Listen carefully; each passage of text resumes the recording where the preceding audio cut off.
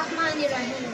जनाब सदर और मेरे अजीज़ साथियों, अस्सलाम वालेकुम। आज मैं जिस मौजू पर लबकुशाई कर रही हूँ वो है हमारी फ़ौज हमारा फ़ख्र। जनाब सदर, आज हम जिस आज़ाद फ़िज़ा में सांस ले रहे हैं और अमन की चादर ओढ़े बैठे हैं, वो सब किसी की कुर्बानी, किसी के खून की महक से महफूज है, और वो है हमारी पाक फौज के सिपाही, गाजी और शुहदा।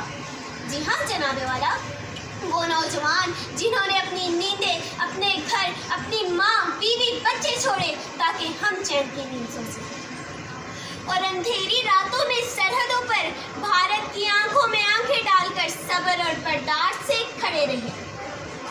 हम खामोश थे,